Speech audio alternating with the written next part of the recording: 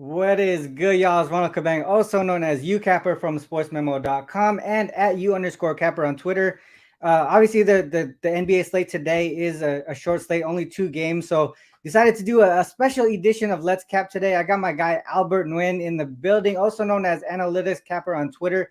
You can find his work over at places like VSiN Live, Action Network, Odds Checker, and a lot more places, man. This dude's been busy. I've been following him for a while.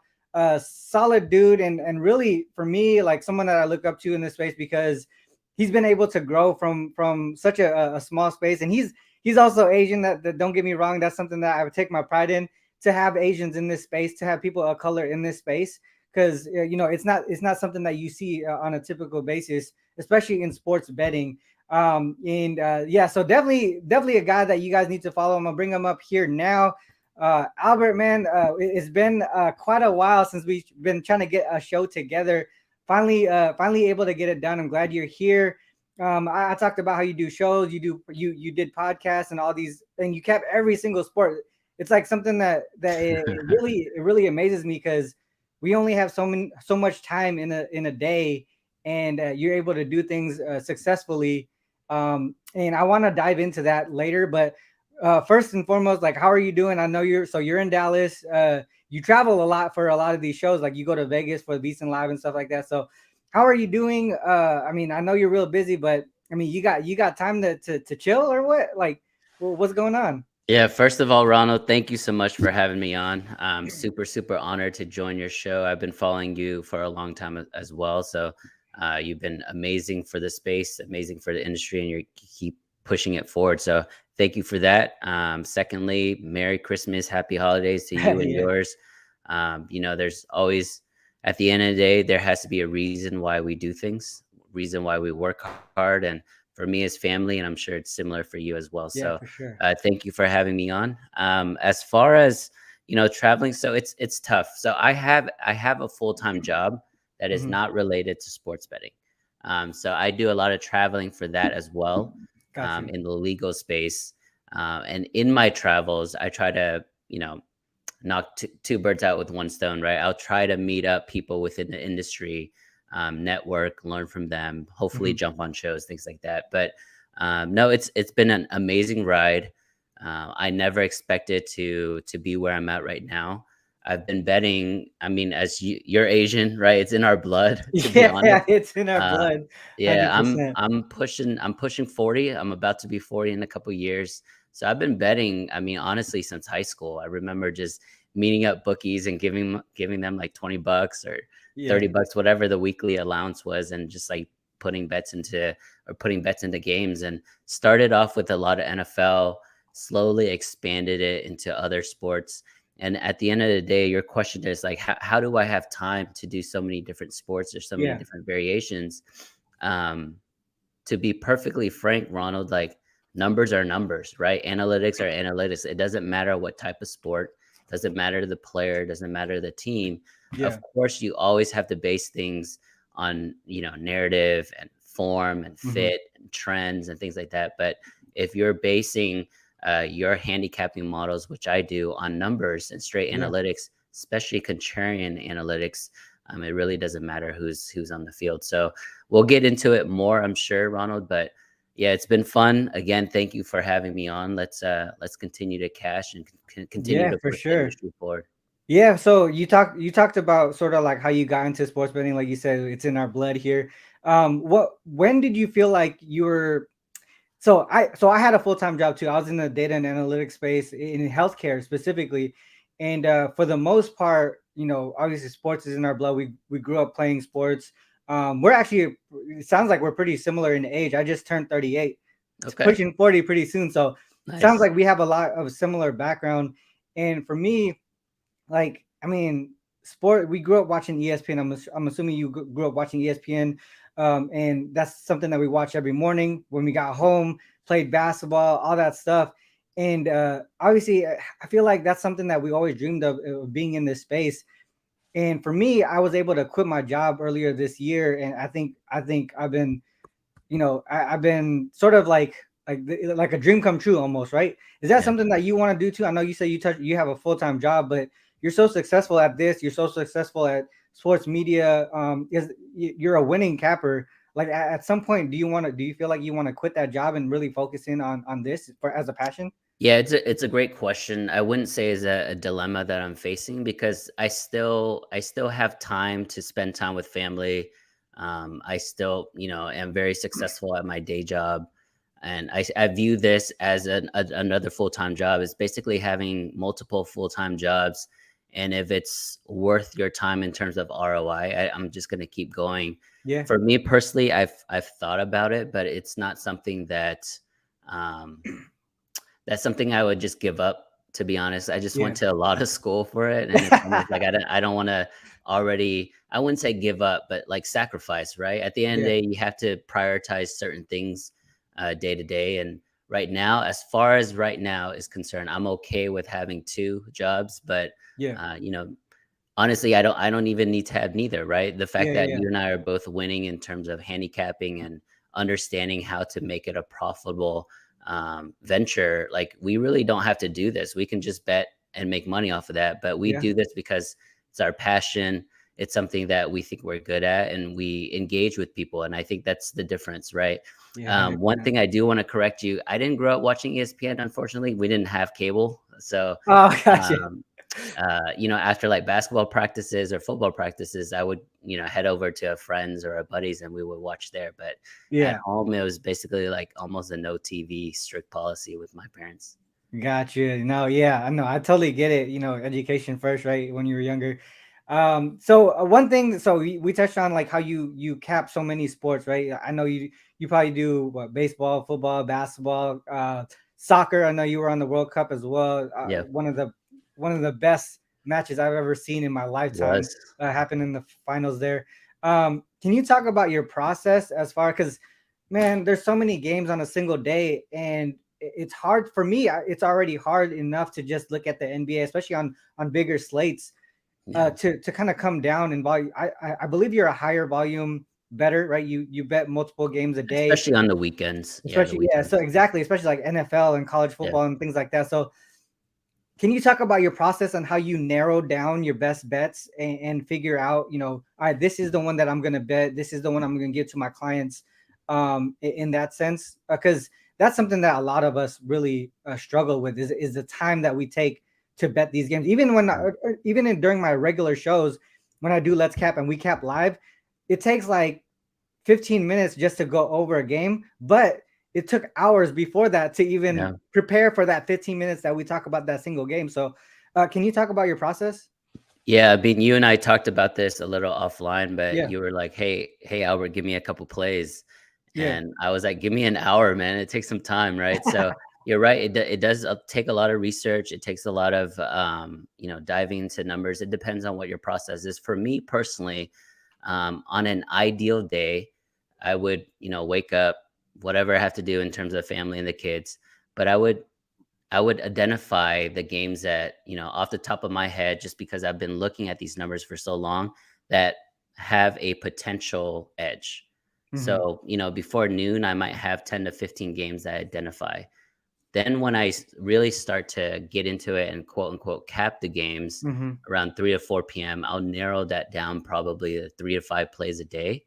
One thing I would say is because I do handicap so many different sports, a day with like 8 plays may seem like a lot, but if you're doing like 6 different leagues, that's yeah, really only like 1 or 1.5 games per league, right? Per sport. So it's really not that much. If you can mutually break up each of those sports into their own entities, then hmm, it's really not that much at risk. I'm very big on bankroll management and not overexposing how many bets you do per day. So it does seem like a lot. If I have, I don't know, like a Saturday, I might have like 12 or 13 plays, but it's spread across the entire day and it's spread across multiple sports. So yeah, I still, make sure I manage the bankroll properly that way. So yeah, to answer your question, initial diagnosis in the morning.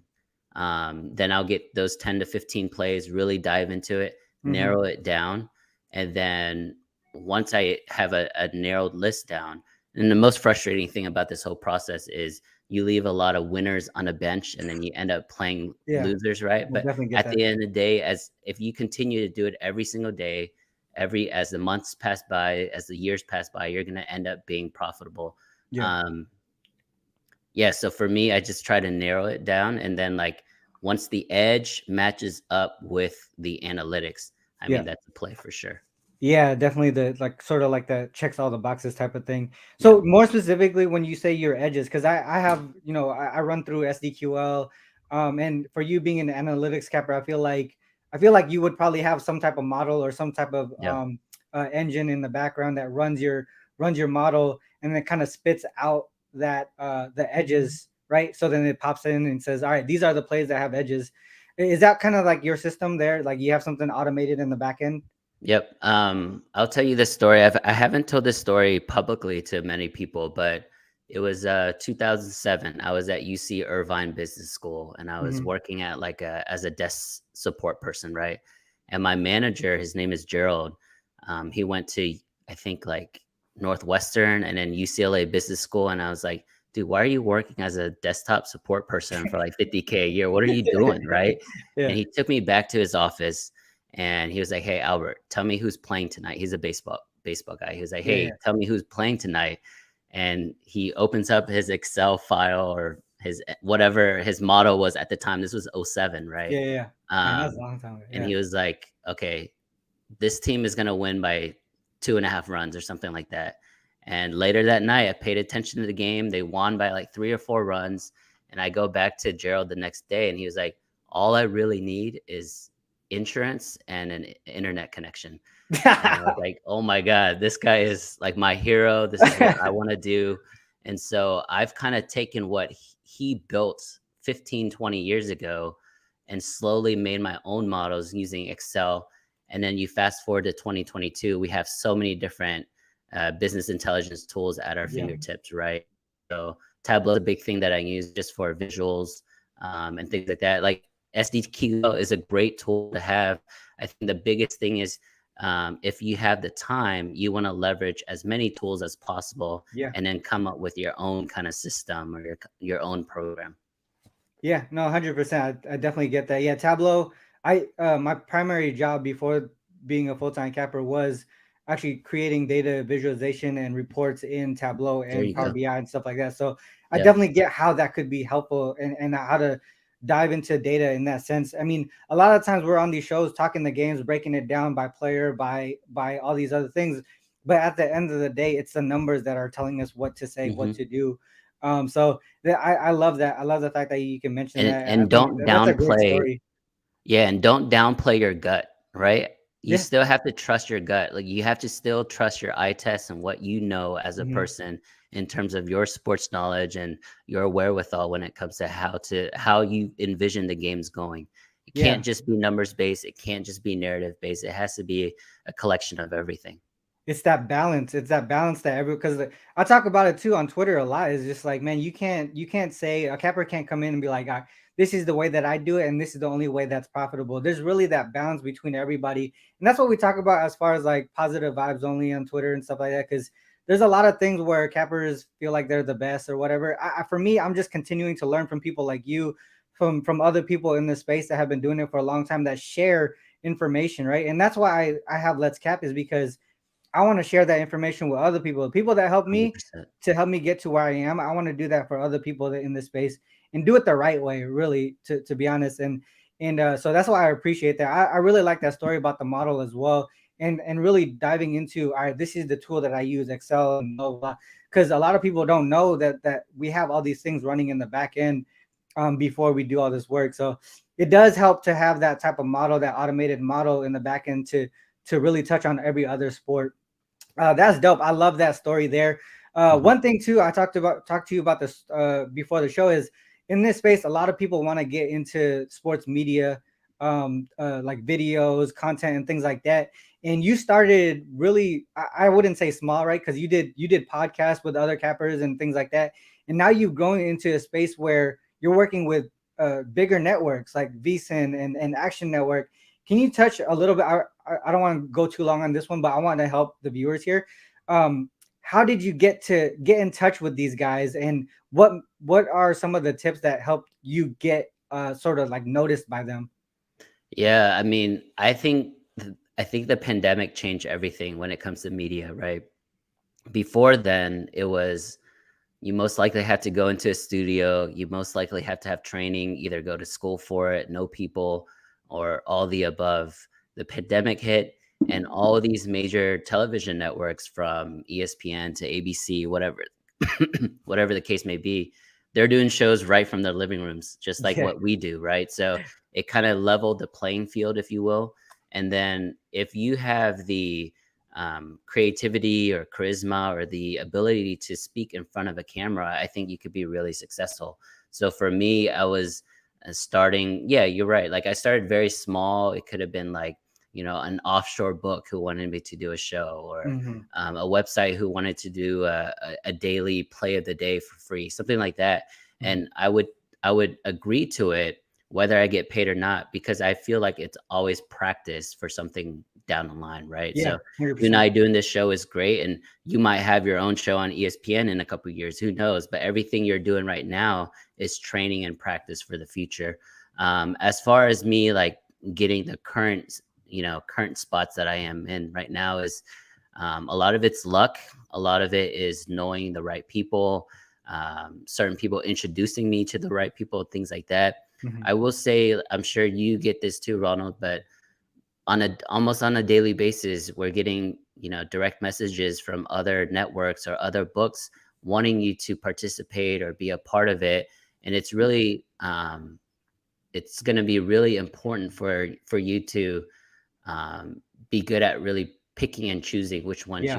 you want to go for, right? Because you always have to have an end goal in mind. You always have to have um, a vision that you want your brand to have, your reputation to have.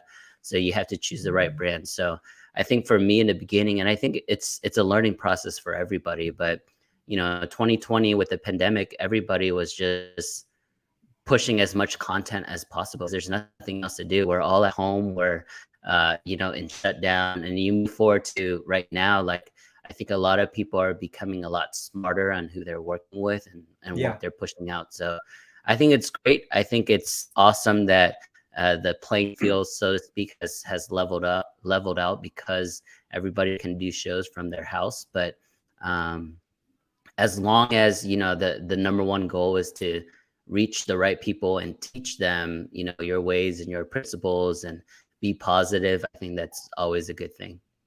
Yeah, that makes a lot of sense what you say about, because I do get those DMs, and really I haven't really found the right partnership with anyone other than, obviously I work with Sportsmemo and Wagertalk, but outside of that, people who want to do sponsorships and things like that, I kind of don't want to pick right away, because you don't know down the line. Like you said, have an end goal, right? You have a vision in mind, that who you want to work with at some point, and to be able, if you pick and choose too early, you might put yourself in bad position and say, all right, well, that company that I originally wanted to work with, they're not going to work with you anymore because you work with this company, stuff like Yeah. that. So I totally get that. That's some good information there. One more thing before we get into the props that you want to drop is, we have a common hobby that we love and The we've best been doing hobby for a in the while. world. The Yeah. hobby, sports cards, man, I love it. You can see it in the background. I got some cards back here. Got the suitcase full of PSA and BGS up here in the graded. Man, it's something where, so I got back into it in 2019. I don't know when you got back into it, but when I was a kid, like early 1992, 93, like, or 90s, with Griffey, the rookie cards and stuff like that. That's when it all started for me. Then I stopped, and then I got back into the sports betting space, and then the cards came into play in 2018, 19, right before the pandemic, before the huge boom. Yeah. I was able to I found out that we could be profitable in sports betting and sports cards, and use the same knowledge and information to actually win in the hobby, right? Like being able to understand who the key players are on specific teams, what they're good at, what all this stuff. It's like when Ja came out when he was a rookie. I picked up a whole bunch of Ja Prism rookie cards, right? Ja Prism rookie cards between like $7 to $15 per card, and those were raw. 15 to 20 cards initially was my first batch, and then I got them graded, held them for a year and a half. during the pandemic when there was like that huge boom. Dude, I was selling them for like 250, like 300 a piece. Yeah. At that point, imagine the ROI on that, and just having that knowledge already in the sports betting space of who the key players are for each team, you start to understand who the guys are that you want to pick up before they go off.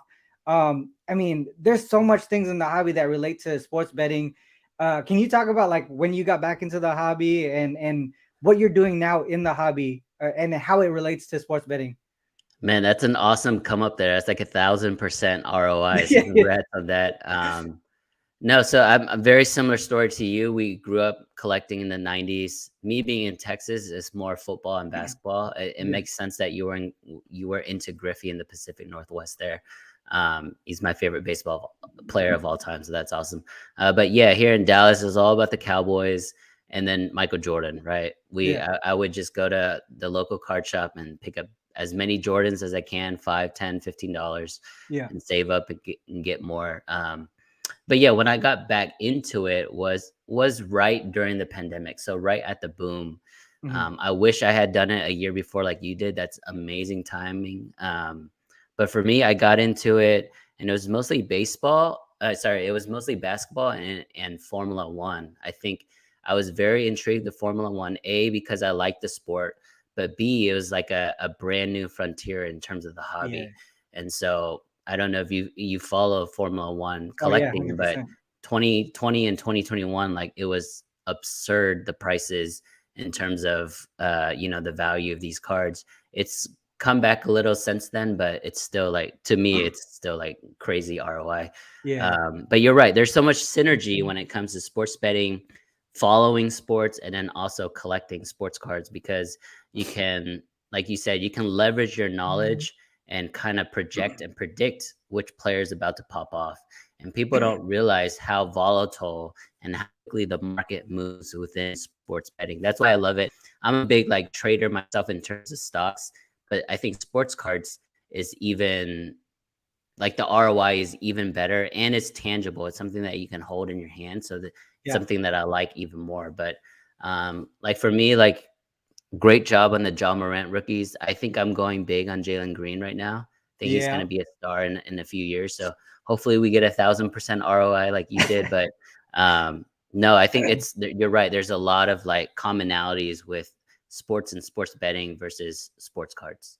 Yeah, I think one thing for me is really catching on to the trend before it happens, as far as like players, right? That's the fun part. Yeah. Yeah, that's the fun part, because you see guys who pop up out of nowhere, and then the market in the hobby is so reactive that like you can look at, so for instance, right, the NFL this season, Jalen Hurts, right? I looked at the NFL schedule this season and I was like, all right, Philly is gonna have a great chance to win in the regular season because their schedule is so easy looking. I bought some Jalen Hurts cards. I got this rookie auto that's numbered to 5, and I got it for mad cheap. So I was like, all right, I'm gonna hold this one. I got a couple other like the field level selects and all that stuff, all PSA 10 and all that. And I was like, all right, I'm gonna hold this till the end of the season. I'm going to hold it until the end of the season and then sell it during the playoffs when everyone thinks that they're gonna make it really far. I don't think they're gonna win the championship. I think they're just a regular season team, in my opinion. I think they have a really good schedule. So that's the way that I looked at it. And now I could, at some point you could actually hedge on it, right? You can hedge. There's a way to hedge it when you do the sports betting space. So there's a lot of, like you said, synergy between sports betting and sports cards. And I love it. And I hope a lot of other people who watch this show are going to get into sports cards too. I know guys like Punt School and YBB. Those guys are in the sports card space. A whole bunch. What was that? Yeah.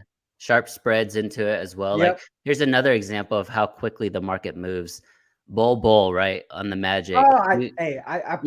He went off 2 weeks ago. All of his cards went up 600% in 5 days. So imagine if you were smart enough to buy a Bull card after one really good game and you project him to have a really good season.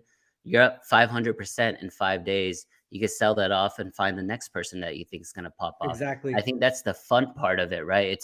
It's really, really similar to day trading stocks because you're doing a lot of research on, these players and these teams, just like you would in companies and, just things like that. So Yeah. there's a lot of similarities, and I think it, like I said, it's way more fun because it's sports. Yeah, exactly. And it really touches on the player props because, and I'll tell you two guys that I really profited off of in the last year that I had no reason profiting off of. I profited off of THT when he was with the Lakers during the bubble. During the bubble when he went off and everyone's like, oh, he's the next big thing for the Lakers. Dude, I sold some of his stuff up to I think like I sold some stuff that was like ridiculous. I think I had his Genesis Mosaic and I sold that for a few $100 or whatever. And then Bobo, he was playing in the summer league. He went off in the summer league and his Prism rookies went crazy. Yeah. And I sold him off in the summer league when he was a rookie.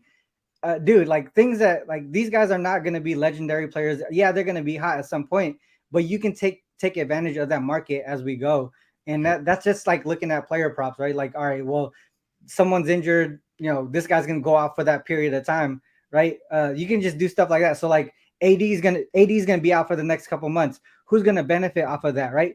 Thomas Bryant, and his rookie Prism cards are really cheap right now. You can grab a bunch of those, let him go off, get a couple doubles, and then pass that off for 50%, 100% ROI or whatever it might be. But I love that. And with that said, player props. So you want to drop some player props before the show ends, and I actually like these a lot. Obviously, we only got 2 games on the board, but go ahead and talk about your first one. I think the first one you want to talk about is Zach Collins here. Go ahead and break that down. Yeah, Zach Collins for the Spurs. A lot of people don't know he's been back now for this season, but he's averaging around 25 to 27 minutes a game. And every time he does that, he's going to crash the rebounds, especially with the undersized Spurs team there, Ronald. Like their guards are small. Keldon Johnson is out. So that's, an additional 6 to 7 rebounds. I like the over in terms of rebounds today, 5.5 rebounds for Zach Collins. He's hit this in, 4 straight games. And I think if he plays more than 25 minutes again, which I think he is because Youcapper is still coming back from injury, I think he's going to get this relatively easy. So 5.5 rebounds for Zach Collins. Yeah, the other thing too is not having Zion there. That gives more opportunity for rebounds as well, because the Pelicans will be less efficient offensively, right? And then they still continue to play a high pace even without him. So there's going to be all those opportunities for rebounds there. I like that play a lot. All right, so next up we got Walker Kessler. I think he's like one of the guys that are kind of overlooked because he's not a brand name player, but Olynyk is going to be out, so he's going to have some time here. I think he started the last 2 games, didn't he? Yes, you're right. So this cap here is 100% on the injury of Olynyk. This is going to give Walker Kessler around 30 minutes tonight. So I like the prop here as well. I think it's over 7.5 rebounds. And if you look at the Wizards all season long, the opposing center goes off, whether it's points, rebounds, both. Ayton just went off against them in a losing effort. AD a couple weeks ago went 50 and 20 on them. Like, this is a team that just gives up a ton of interior points and rebounds. I like the Kessler points as well, but I think rebounds is a little safer for me because I think there's going to be a ton of missed shots. The Wizards are playing on a second night of the back-to-back, so I like the over 7.5 rebounds. Yeah, that's a good look too. And when he's what I looked at when in his box scores was when he goes over 25 minutes, he typically goes over 8 rebounds. So that kind of lines up. Since Olynyk is out, he's going to have more minutes and he's going to be able to get that opportunity for the rebounds. All right, so last one here. I think a lot of people like this one. Kyle Kuzma here, over 10.5 rebounds and assists. Yeah, I think Kyle Kuzma is playing for his next team, to be honest. I think he's about to get traded in the next month or two. He's been balling, to be honest. He's playing really well for Washington. He's the one kind of known entity right there. Porzingis has been in and out. Bradley Beal has been in and out. Kyle Kuzma has been the most consistent performer for them. I like points, rebounds, and assists, but I think the easiest play in terms of his prop today is going to be rebounds and assists. He's coming off a game, I think two games ago, where he had 16 boards. He had 12 2 weeks ago. So I think he might get this number just from rebounding alone. Again, very similar cap to Walker Kessler. Wizards on a second night of a back-to-back. sorry, they're playing the second road game, third road game in 4 nights. So it's a lot of basketball. I think he's gonna not only get enough rebounds, but he's gonna share the ball. The last few games, he had 6, 2, 2, 4, 3, 3, and 7 assists. So he's been able to share the ball really well. And I think this is going to be a pretty easy, I wouldn't say easy, but hopefully hits by the third quarter. I don't know if you've been following player props, Ronald, but a lot of my stuff has been really good up until the start of the fourth quarter. Whether it's a blowout, whether it's foul trouble, whatever the case may be. Like the fourth quarter is kind of like the witching hour when it comes to props. But hopefully this hits in 3 quarters. It makes sense to me that you actually take the points out because Bradley Beal is back. So I like the fact that you looked at rebounds and assists versus the PRA. I think it's I know this is Beal's third game back, but I think for the most part you're gonna see Beal distribute the ball. They're going to play a higher pace offense again. And then Jazz play a high pace offense as well. Yeah. And with for me, I like the rebounds and assists because if Beal is there, he's going to be able to score the points. I think Kyle Kuzma is going to be that guy that feeds him the ball. And then also with the high pace and inefficient offense for the most part, Kyle Kuzma should be able to get the rebounds going back and forth. And for me, like that's the way that I look at when I look at rebounds is high pace, inefficient offenses. And I think in the schedule spots that we're seeing both of these teams here, you mentioned the travel spots and sort of the fatigue factor that's going to be hit in this one. That's where you see rebounds, high pace, and bad offense. So rebounds and we know Utah shoots a lot of threes, right? So that's why their scoring is such a high variance. Some nights they're just, in the mid 90s and some nights they're in the 120s. That's because they shoot many threes. And when you shoot a lot of threes, that's a lot of long rebound opportunities. I think that's perfect for Kyle Kuzma. I love it. Oh, man, that was a good show, dude. I love the fact that we were able to touch on so many things, especially something that I love, like the sports cards. And not a lot of people in this space are into it. And, I just love talking about sports cards, sports betting, all of that stuff. And to be able to find someone with the common, like everything, like a lot of things that are so common between each other, it makes it really fun. And also just like positive vibe, man. I love it. I love it. And hopefully you come back on more often. But yeah, that is the end of the show, guys. Like, I hope you guys learned something as far as like what we do in the capping space, as far as how much time and effort it takes to do what we do, not only just to show our face on camera, but all the pre-work that we need to do. Because this is a 30-minute show, but all the work that we did before this took hours. You know what I mean? I just respect people like you and the other guys in the space that do this every day, like guys like Jay and all that stuff. I know you work with Jay too sometimes, right? Yeah, I've been on a couple of his podcasts. Yeah, Jay's a great guy. Everybody give at Youcapper a follow. Ronald's one of the great guys in the industry. Please, thank you so much, man, for having me on the show. I'll definitely jump on again very soon. This was super fun. We could just do shows about sports cards all day. Yeah. We could do that all day, but it's nice to give the people some bets too, so they can cash. Hopefully, it goes 3-0 tonight for you guys. Ronald, 100%. Thank you so much, and Merry Christmas again, Happy Holidays to you and yours, and we'll do this again soon. Yes, sir. All right, so that is the end of the show, guys. Thanks to all who tuned in on YouTube and on Twitter. If you're on YouTube, make sure you hit the like and subscribe button before you bounce.